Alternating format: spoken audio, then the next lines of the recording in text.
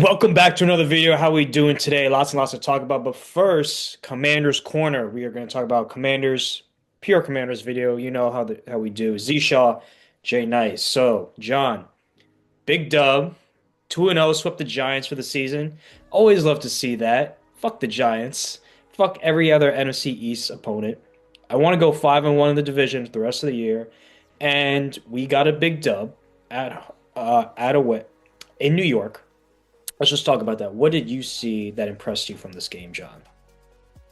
Thanks for having me back, Z. I think the biggest thing that we saw was just maybe for the first time all season, complementary football, right? Special teams chipping in, defense getting a turnover leading to a field goal at the end of the half, offense with the big score to Terry when they had to. I just think it was maybe the first time we'd seen all three phases of the Commanders team kind of working in tandem, playing off each other a little bit there, complementary football. I don't think we'd seen that a lot this season, so always good to sweep the Giants. They've had our number for a while. It's good to get a win. I know the people that want to tank for the better draft pick between Maryland football and the Commanders, I think we had lost like 16 or 17 straight games. So to get a win again, for a local football team feels good. Absolutely. And for anyone saying tank, dude, this is the NFL. People don't tank. You can trade away veterans like the Jets did and maybe rest a guy in the last week, but we are not the Sixers. This is not trust the process. We are here to win. These guys are playing for their jobs. The NFL, it has the shortest shelf life of any professional sport, especially in America. So you only get 3 to 5 years average for an NFL player. These guys want to get paid. They do not want to get a 9 to 5 like 95% of the rest of the world. They want to keep playing football, and they want to fucking win. And I want to see a win. I we have our quarterback. We don't need a top 5 pick. We really don't. We're fine. And let's talk about some special players, special moments. So Jalen Lane, second punt return touchdown. Oh my God, John. He he really is electric in the open field. I see why AP drafted him. And man, two punt return touchdowns. We haven't seen that since Brian Mitchell. So big hopes for Jalen Lane going into next year, John. Yeah, no, he was living life in the fast lane, you could say, right? Little pun there. No, he hits the middle hard on those punt returns. He's got that burst of speed you can see. So we've definitely, he's probably at best maybe a four receiver, right? But you keep a guy like that who can also chip in on special teams, very similar to McCaffrey before he got hurt, leading the league in kickoff return yards. So I think you have some depth receivers there that can contribute on special teams, which bodes well for the future. You just don't want those guys to be your one and two receivers. Like, with all the injuries this season, they kind of got forced up in the depth chart on the receiving end. But if they can be a depth receiver, the 3 or 4 guy on the depth chart, but contribute on special teams and have those big pop returns like that can change a game. It's great, great depth to have. And for sure, special teams is a big part of the game. And think about how many times our defense forces punts. We've touched on that before. We don't force many punts. So if we had a better defense, given Lane more opportunities to return kicks, he might have already had 3 by now. So, he tied the franchise record. It's really great, and hopefully he can maybe get one more in these last 3 games and maybe set it him, have it the record to himself. Absolutely. And for him to prove, I would love to see him separate more as a receiver. But like you said, John, he's probably more of a depth piece than anything. Maybe he's going to be a slot guy as a 3. That's probably his ceiling. But you just want him because he's so electric. You just want to get him the ball in space, like Zacchaeus was for last year, like Debo is this year. Like, let's see if he can fill that role. Because we don't know if we're going to re-sign Debo. But let's move on to another young player, Mikey Sanders, still fourth pick of the year, John. I didn't even know he had 4 picks this year. Incredible, incredible. I mean, he tied what? Dale Green, Champ Bailey, all these guys, and this is his second year. And people have been saying he's playing bad. He's been getting cooked in the slot, but since he moved outside, he's been playing much better. So, how does a guy who's pound for pound the best player in his draft class by Nick Saban and a nickel guy at Michigan, how does he go from a nickel guy in college to being a better outside corner in the NFL, though, John? It's a great question. I didn't know he had 4 picks either. I'm still processing that myself. That's kind of crazy. They've been kind of a quiet 4. The only other one I can think of is the one in the Chargers game on the goal line. I think off the tip, I think that was him. But yeah, no, I think maybe bigger body NFL, more people. It's like the league of the elite. I think they said on the broadcast yesterday. I think maybe with his size, in college you can get away with being inside against, going up against, big body receivers week in and week out. So maybe in the NFL, he's better having that sideline boundary to kind of help him, as another, defender there. But yeah, no, big play, and not only did he make the catch, Brook came back toward the ball and got his return set up that field goal at the end. There really wasn't much time left in the half, so if he wouldn't have broken that big return and the defense kind of blocking for him, leading the way, getting him down the sideline there, they might not have gotten that field goal right at the end of the half, which really changed that momentum. I think we scored 9 points the last minute or so of the first half after, the Giants had a drive that could have come down and taken the lead right before the break, 14-13. So yeah, no, big play, and he definitely seems to be, better on the outside, and I guess using that boundary kind of helps him with being a little bit of an undersized corner. Makes some big plays when he has to. Absolutely. And for the future and next year, if DQ does not say, Mikey, go back inside, like that's a problem. It's got to be Trey Amos, it's got to be Mikey on the outside, and then we can have Igbenogany. Antonio Helmutson played very, very well. I was very surprised. Great to see something, great to see something good come out of that. We can fill guys in the slot like Mikey and Trey Amos got to be the outside corners, and we don't have to go look for a corner. I think we'll be okay then there. We'll be good. We'll be good there. Just got to shore up obviously the trenches, all that. But anyway, let's keep breaking down the game. Mariota, great, best backup in the league by far. But again, John, it happens every game. He fucks up. He has one big fuck up a game. It's inevitable. Like, Yeah, go down. Why are you trying to throw the ball? You have to check down. First of all, you have to check down early, throw it sooner. But also, you're going down. Hold on to the ball. It's like in his hands like this, and he just loses it. yeah, Unbelievable. it's the unforced just dropping of the ball, right? Jaden in the Chicago game, this play, right? It's not even like now that we'll get into the McNichols fumble. It's a little bit of a more of a strip, but this was just pure unforced, right? You're a veteran quarterback. You got to know time and score. You just need to protect the ball, kick it deep, make them drive the whole field. He just drops the ball, right? Just like you said, like inexplicable. He makes one bonehead play every single game. You can go back and look at one play where it's just like, what are you doing? But no, he's really solid. And when the game is, when you can keep time and score in your favor with, and, he doesn't have to become one dimensional and have to pass because they kept the game close. They got a lead early. Then a completely different quarterback, right? Because he's not going to usually lose you the game except for that one bonehead play a game he's going to make.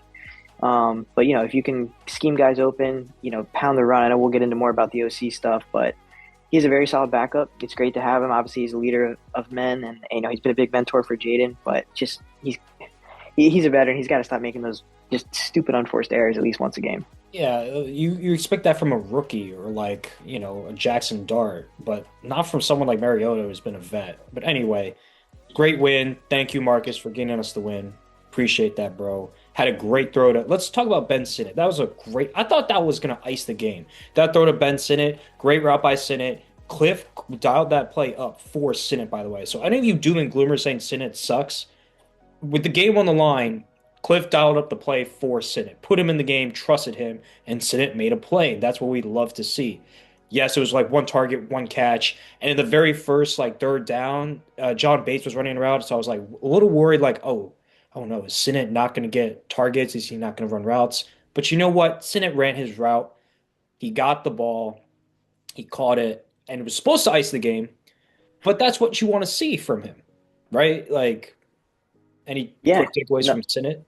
yeah, no. I think I saw something on Twitter right before our call that I think he ran 11 routes, or he was on the field for 11 pass plays, ran 10 routes or something. Was only targeted like one time. Another time, Mariota kind of looked his way. But no, I mean, you want to see him making those plays in the clutch, right? That play should have iced the game. 99 times out of 100, we'll say that play is going to ice the game, basically, or at least they're going to get it back with like 30 seconds. Inexplicable turnovers there, trying to close out a game, but for him to make that catch, great play action. The running game was strong yesterday, so that opens up that stuff to run those things later in the game, and you're kind of putting the groundwork in to hit that over the top, as we saw with Terry and some other plays as well in the game. So, yeah, no, I think Sinnott also. I read some stuff online that he was the lead blocker on some of those runs too. The run game had success. He was kind of lined up in the backfield as the fullback in motion right before, lead blocker, kind of followed the running back, followed his hole. So yeah, if he can make some plays in the passing game, be an athletic tight end, can catch those balls when he gets the opportunity, and then also be an effective blocker. That's kind of what we see with John Bates. He's one of the best blocking tight ends with the run game. So yeah, I want to see him get a little bit more action these last 3 weeks and see what he can do. Absolutely. Just put him out there. Let's see what he can do. Like you just said, I literally just repeated what you said. Anyway, should have iced the game, John, but Jeremy McNichols, I would just want to say the good things about Jeremy McNichols. He's electric. He makes guys miss. I think there's like two or three times when it's been third and long and it's a check down or a screen to him and he gets that first down. Like he can make guys miss. He is electric, but the problem is he's inconsistent. In the NFC Championship game, he fumbled. Special teams, like for some reason, like he's hesitant or is indecisive for a split second, and it caused us to have bad field position. But like you get him the ball in space, he can make guys miss, but then he fumbles. He fumbled the ball. Yes, it was a good play by Abdul Carter. I'll tip my hat off to him. I wish Abdul Carter missed practice this week against us. God damn it, Abdul Carter. But hold on to the ball, bro. Seriously, hold on to it. Yeah, that's your only job in that scenario. I was actually telling my dad I wish that they had him in the game instead of Bill with his fumble issues. And then of course Bill gets banged up. McNichols comes in first play. I think maybe first run he fumbles. You got to have two hands on the ball there. You're not trying to get yards. You're just trying to burn clock. So really unfortunate. Good play on the strip. It's kind of one of those plays where like it was amazing that Shin wasn't down. Kind of was held up by the other guy on the bottom. Kind of tried to like jump up and get away from him, and then kind of barely his Shin's not down, but no excuses. You got to hang on to the ball in that situation. You got to close out games. I was having flashbacks to the Bears game where you just hang on to the ball, you probably win. So yeah, it's a little disappointing that they always have to make it interesting. They can't just have a game this year like we saw last year where they just take care of business, right? Blow somebody out. Maybe the last game this season was maybe the Raiders. I know the Chargers, the score got away, but they were driving the ball in our defense pretty consistently. Just a couple inexplicable turnovers from that game, but we haven't seen as many just smooth sailing, crushed them start to finish. They always have to make it interesting, and this was just another case yesterday. Yeah, I just we like you said, I want to see a belt to ass game. Probably not going to happen again this year. Maybe next year. Again, that defense, man, gotta shore that up. I just don't know how to improve it from free agency and the draft. It might have to be another year of rebuild, but I mean, at least the defense held Jackson Dart. They didn't let him score, and the Giants were in our own territory. So hats off to them. Made a stand, right? They won us the game at the very end, which I'm glad to see. The defense has lost us too many games this year. Thinking about Atlanta, Chicago, like man, it's just tough situations. But good shit, DQ. Good shit, defense. You did what you had to do at the very end. Let's talk about Cliff. So I know, like last week, we were like hard on him. The bad thing he does, he doesn't adjust. It's either he thinks his scheme is so great, or he gets in his own way. He is offensive genius. We've said this before. He's a really good OC. He could be great, but I think the in-game adjustments hinders him from being great and elite. But like, listen, like 80% of being an OC is like run block schemes, and we're like a top five rushing team in the NFL despite our record, despite the offense sputtering this year, despite the injuries. So Cliff does his job and he does it well. It's just, I think, like you and I've talked about, it's the in-game adjustments. So where does this team go from here? I know he's a quarterback whisperer, Cliff, Kyler, Patrick Mahomes in college, Johnny Manziel in college, Baker, Caleb in college for a year. Does Cliff look to take a head coaching job in college, or is there an NFL team sniffing about who can pull Cliff to where they are? And Yeah. No, go ahead, Z. Sorry to no, make you no, cut you no, it's off. all good. If Cliff leaves and Mike McDaniel stays, do we have a contingency plan to promote someone from within, or find someone else? I mean, someone else is gonna maybe a Dable. Dable wanted to trade up for Jaden Daniels. He said, "Yes, I'll trade up for Jaden Daniels if you can do that," to Joe Shane. But that's very hard because Dable is gonna look for head coaching opportunities as well. Let's just talk about Cliff. So like Cliff is good at what he does. It's just the in-game adjustments, but he's not solved that issue yet. So I mean, at this point, we kind of know who he is. He's like 45.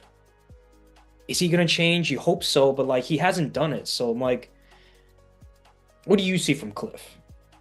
Yeah, no, I mean, I think in his presser last week, he took accountability for needing to run the ball more, kind of look in the mirror. And we saw that they came out. It seemed like the game plan was to pound the rock, establish the run early. Keep the time and score in your favor. That allows you to. I think we've seen in the games he gets. The defense. You get down 7-0, 10-0, 14-0. He would kind of abandon the run, like, oh my God, we got to score. We got to keep it close. Got to get some points back here.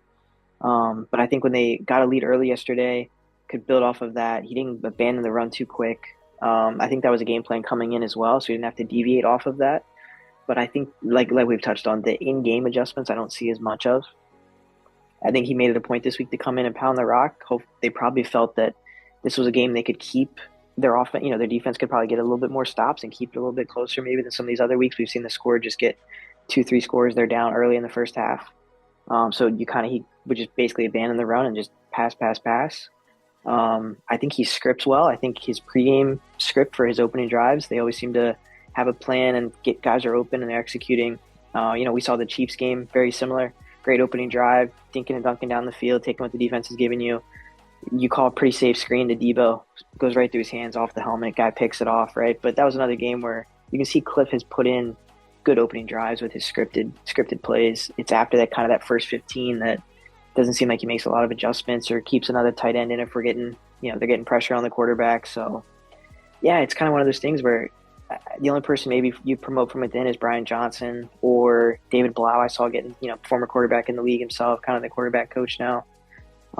If you feel confident in giving a new guy a shot like that, at least you keep a voice that's been in there with Jaden, this season, even though he's obviously been in and out of the lineup.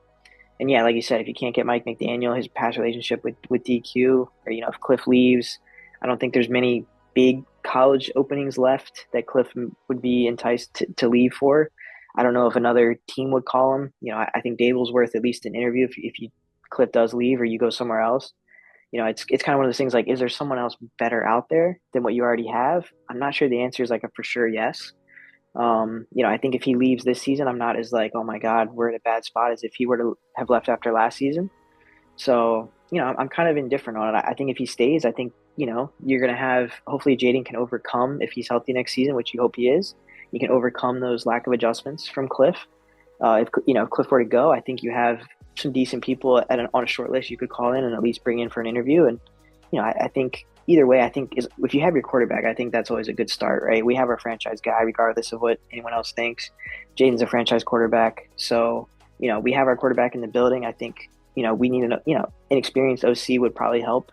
I don't know if you give it to David Blau because he's never been an OC before. So yeah, I mean, I'm kind of indifferent on it. I think if he stays, great. And if he doesn't, I think there's some guys on a short list I would already be calling for an interview to bring in and try to replace him. Yeah, absolutely. I think you touch upon it. People calling for Cliff's head. Is there anyone else better out there? Like that's the problem. I think he's good, not great, but like he's good. We're scoring points. We're scoring over 20 points without QB1 and wide receiver one for most of the year. So it's like he's done his job.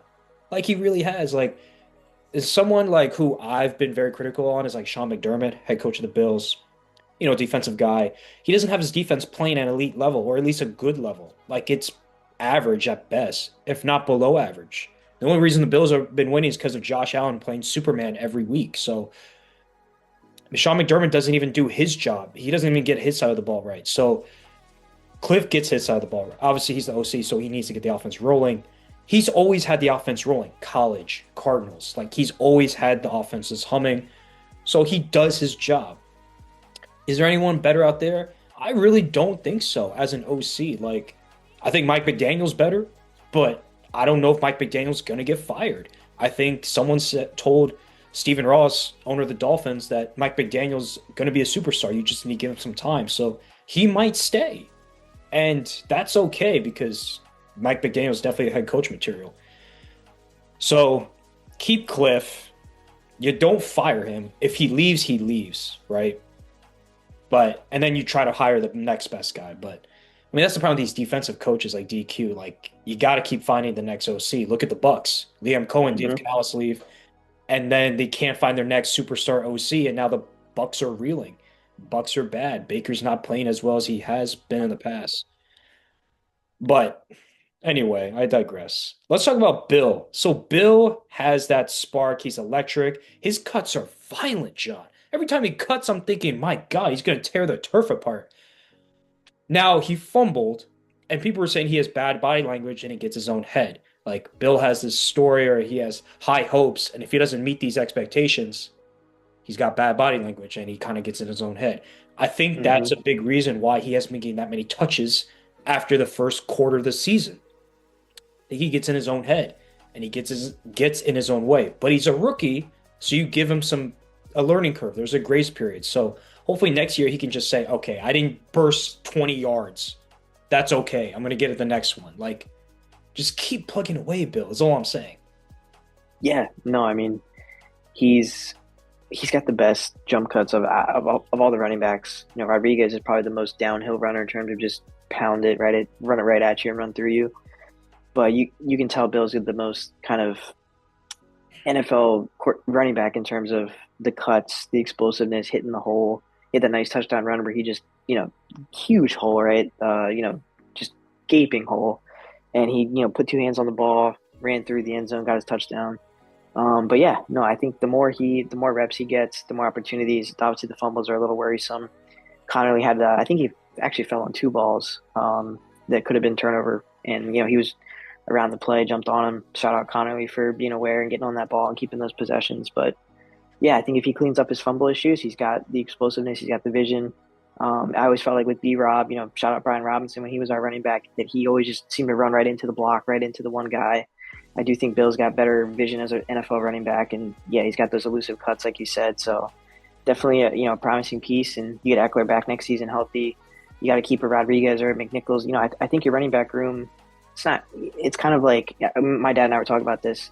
The Commanders have a lot of very solid players. I don't know if they have a lot of superstars, right? So it's like your running back room is very solid. I don't know if you have like a. Not many people have like a Jahmyr Gibbs that can do everything and is explosive as hell, but I think Bill's got a lot of potential to be a big piece of the running back room moving forward. Absolutely. And like you said, yeah, a lot of solid pieces. I see some flashes, but it's not consistent. That's the Hmm. problem. Let's talk about free agents. Why not? We have some time. Obviously, I'm big on Jalen Phillips. I don't think many people are, but free agency. You fill the needs. The draft, you fill best player available with talent. So he fills a need, and he's talented, and he's young. But then there are other guys like apparently there's Kyle Pitts, Brees Hall, Alec Pierce. I don't know if Brees Hall is going to be a free agent. I think the Jets keep him, but if he does hit the market, like who do you want to see us sign? The Commanders sign. Yeah, I mean, I know Pitts just he had a big game, for the first time and feels like forever. Uh, he's got the body, he's got the potential. We've just never seen him put it together consistently. So I kind of, it all kind of depends on for me the money, right? If I don't want to overpay for somebody like him, just because we haven't seen that potential consistently come to fruition and be a consistent piece. And he's had spurts where in games where he's shown up, and then there's other games he's invisible. He's just out there running cardio, and it's not like he's even out on the field. So I don't know if I want to pay for a guy like that. I think Alec Pierce, we need another deep threat receiver. Noah Brown kind of summed up his season, comes in, makes a nice catch, and then out for the game. Rib injury maybe or something, but just unfortunate, right? He can't stay healthy. Great guy, always will go down as the guy who caught the Hail Mary, but he just can't stay healthy. I don't think you can trust him to bring him back. So I think if you can get a receiver like an Alec Pierce, deep threat, I think I'd rather take a receiver than that's proven he can be a deep threat and catch those contested balls rather than somebody like Pitts who I don't want to overpay for someone on potential when we haven't seen that potential in almost 4 years now maybe to kind of I've never really seen him be a consistent playmaker contributor. So I'd maybe stay away from that unless he's going to take a lower money deal. But knowing him, he probably is going to want to try to get the bag. So I don't know if I'd overpay for someone like Pitts. I'm kind of leaning toward getting a pass rusher like you said, Jalen Phillips, somebody like that, a receiver who's proven commodity because you do have some young receivers already in the room, McCaffrey, Lane. But yeah, no, I think for me, I'd try to get a vet receiver. I don't know if they're going to try to go after Ayuk at all either because he has the chemistry with Jaden. You hope that he wouldn't be a locker room cancer or anything like that. Jade kind of keep him in check. They're boys from college. So yeah, no, I'm thinking about Pitts. I know they brought that up on the broadcast Thursday. Great body, great potential. Just I don't know if I go out and pay him just because I don't want to pay someone on potential. No, you're absolutely right. And, Jonathan Vilma's called a couple of our games. Unfortunately, he called the game with the president. We're not trying to get political, but my God, he was glazing him so much. I'm like, just shut up. Jonathan Vilma, I'm going to go back to Mikey because he said, oh, Mikey's a nickel corner and he's playing outside, so the Commanders had to adjust. Jonathan Vilma, I know you don't watch Commanders all the time, but Mikey's better on the outside in the NFL than the nickel. And Vilma mentioned Pitts. I, like you said, potential is just hard, but he's also a young guy looking to get the bag. He's not looking for a 1 year prove it kind of deal. Someone's going to overpay for Pitts. Hmm. There's no doubt. There aren't many tight ends built like him with all that talent. So someone's going to take a flyer. Maybe the Jets. No, the Jets drafted Mason Tyler. Maybe oh my God, I was going to say the Cardinals, like a bad team like the Titans. The Titans, maybe the Browns, if they move off Njoku, would take a flyer on Pitts. They would absolutely overpay for him for that talent. But it shouldn't be us. And I don't think we're going to sign Pitts. But everyone's linking Pitts to us. I'm just saying, AP's smarter than to overpay for a guy who's been a talented but inconsistent player. Um, Man, if we can get Brees Hall, dude, Brees Hall would be a monster. Oh my God, Brees Hall. I'm leaning more Alec Pierce the more I'm watching. I watched that Colts game. He had that nice back shoulder from Phillip Rivers. My God, you see that? Yeah, 44-year-old Phillip Rivers with the back shoulder. But man, Alec Pierce, he's 6'2". He's got a good body. He's fast. He can catch contested balls. I'd say we go after Alec Pierce. Okay. Then Luke or Jalen Lane can fill the slot, whatever. Jalen Burks can be a depth piece. Now, I don't know if we resign Debo if we go after Alec Pierce. This draft is not looking like it's going to have a lot of superstars. I've been hmm, scouring. Arvell Reese and the Bang guy from Miami, apparently they're top five right now in this draft, but if they were to go in next year's or the year before, they wouldn't be top five. They'd be like top 15. So, and then Caleb Downs is the best player, but we're eighth, right? We're probably not picking Downs at eight. He's probably going top six. And then if we sign Pierce, do we draft another receiver? Because that'd be a little overkill.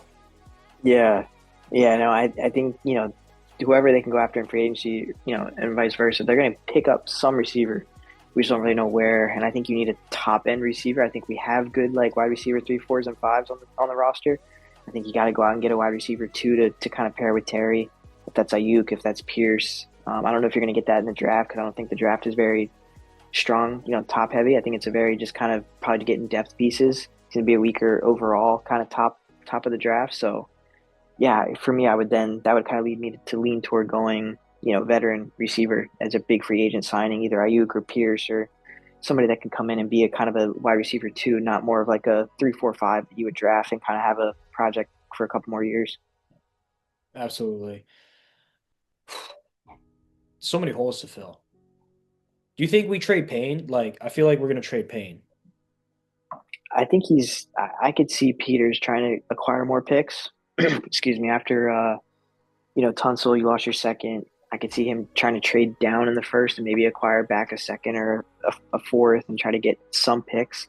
You just have so many holes. I just want to bring in as many bodies as you can, right? See if these guys can contribute, push these guys, make the 53. You just have so many holes. I don't know if you're going to be able to draft someone where you're picking 8 or 10 to come in and be a day one contributor. So if you can trade back, acquire more picks, and just see if you can bring in as many young bodies as you can and have these guys compete. Because we tried to trade Jonathan Allen and I think Payne last year, and there are no bites. I don't think we're going to get a third for Duron Payne. Could we get a fourth of another fifth? I'm not trying to get a sixth for Payne, but another fourth or fifth I'm fine with. Definitely not a second.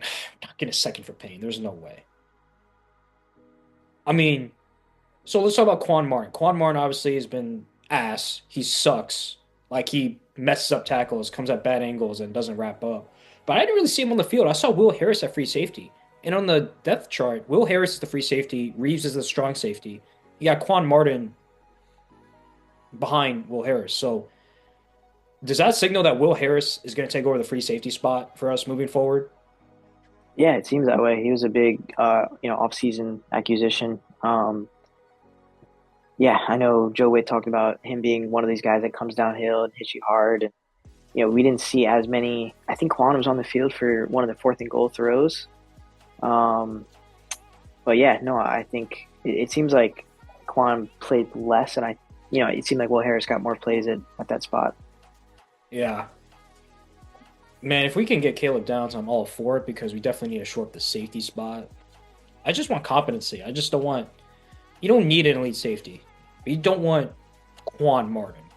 You don't. And Percy Butler, Tyler Owens, they're not those guys to be a starting safety in the NFL. Yeah, do you want to react to? I just saw the news that Schefter just put out. They're going to sit Jade in the last 3 games and have Marcus start the rest of the season. No! They're sitting him? They're shutting Yeah, him down? yeah, No! Shut down. Yo, this had to be AP and Josh Harris's decision. There's no way DQ said this. yeah. No, that's a shame. Oh, are you You were hoping, I was hoping Jaden would get some run here these last 3 weeks, get his rhythm back. So the whole thing smells a little. It seems like there's a disconnect between all four levels of management, ownership, the coaching, the player. Um, yeah, it's a shame because I really was looking forward to seeing Jaden run it up a couple more times this season. Bro, fuck. I mean, off that pick against the Vikings, Jaden's running.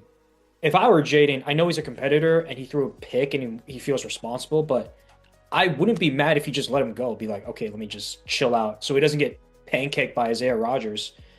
I wouldn't mind that so we could keep playing, but this has to be, like you said, management owner coming in and saying we're shutting him down. Yeah. Do you Man, do you think that the ACL injuries to Parsons and Mahomes influenced this decision at all yesterday? Because now you're seeing these star players that are going to be out at the start of next season. you're Obviously, the Chiefs and Packers still had something to play for yesterday, so it's not they're not ever gonna those guys weren't gonna sit.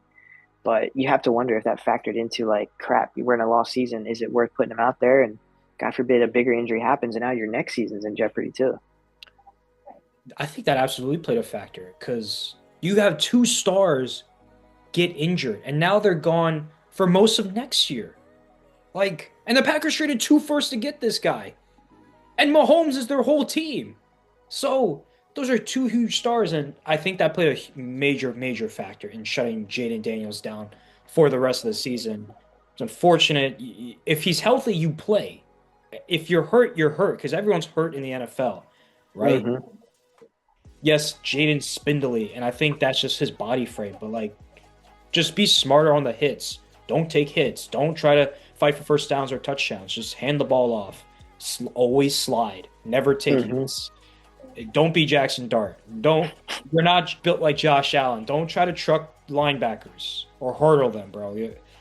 Jaden's obviously smarter than that, but like, God, we were gonna talk about that, but like, we could touch upon that. Like, two stars tear the ACLs. Absolutely awful to see. You do not want to see that.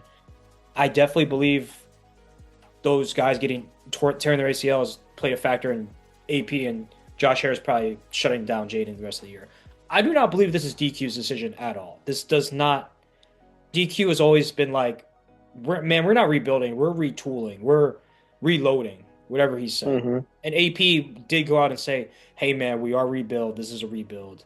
And DQ said, "Nah, fuck that. We're winning. Trying to win What? games." No, and to your point about that, it made me remember a stat I heard this morning. DQ as a head coach, the last 4 weeks of the regular season, his record is now 21-4, which is a testament to no matter if and I think 3 of these seasons he's been a head coach, they finished like 7-9, 8-8. When he was with Atlanta and it was only the 16-game season. So, these aren't like his teams are coasting at the end or they have to win to make it in the playoffs. These are teams that didn't make the playoffs, barely were trying to get to 500, which is just a testament to that culture. He talks about the brotherhood. He touched on this division tournament he's looking at. We can finish the division 5-1, winning these last games down the stretch. So, I think that it's a very interesting stat. I was glad I heard that just because it shows like no matter what the record is, no matter what the season outlook has been, these guys fight for DQ. They don't care what week it is. They don't care if the season's a lost season. So, going back to your point, I do think if Jaden was healthy, DQ wants him out there to play because he's had this proven track record of his teams don't quit. He plays hard until the last week of the season, regardless of the overall, record. So, yeah, I think it had to, come from above his pay grade and his decision. And I think he just got to deal with the cards that he was dealt. But I do think that DQ would have wanted him out there if he was healthy. Yeah, absolutely. I want him out there. I don't care the doom and gloomers, the tankers want. Get him out there. I want to beat the Eagles twice. I want to beat the Cowboys on Christmas Day. As Marcus can do it. I believe him because, well, the Eagles are inconsistent and the Cowboys, they have no good coaching. Coaching's ass. All right. Anything else you want to touch upon? Man, that's disappointing. And just some quick kind of news and notes. You call it Nice Wonders news and notes if you want, but shout out Jake Moody, made all of his field goals, missed extra point. A little bit into the wind. We saw Koo miss 2 kicks that direction as well. The wind's always bad at the Meadowlands regardless. I know it was kind of a windy, cold, blustery day anyway. But shout out Moody for making his kicks. And then Hamilton not throwing away his shot, had some big plays. Knocking Slayton dropped a couple balls, but we saw Hamilton close on one where his guy was open. He kind of closed it, batted it away. So yeah, those are guys that you want to see get those opportunities in a lost season, and hopefully they can make the roster next year and just get some reps now. And that you want to see these guys in a lost season play. Terry, wide receiver 1, we touched on that. He's proven it once again. Tunsil's a stud. Just pancake guys left and right. You can run behind that guy. He came back in, got a stinger, looked like some type of injury early, came back in, fought his ass off. He's a stud, right? He's a stud. And then the defense getting another goal line stand, first and goal at the 1, not giving up any points. I don't know why they just didn't pound it 4 times right down our throats. They tried to get cute. I know Winston had to come in. But no, I mean, there are definitely some positives individually, special teams, all the complementary football, definitely some positives to build off of for sure. Yeah, I completely agree with all of that. I think Hamilton could, from that one game, I know I'm overreacting, could be a depth piece for next year. Corner, O-line, quarterback, I'm not worried about. Pass rushing, need to get that shored up. Safety, wide receiver and tight end are secondary, in my opinion, just because Cliff can't dial up and score points with solid guys. But anyway, thank you guys for watching so much. Like, comment, subscribe down in the comments below what we should talk about next. I'm Zisha. I'm Jay Nice. In the meantime, deuces. Hail Commanders.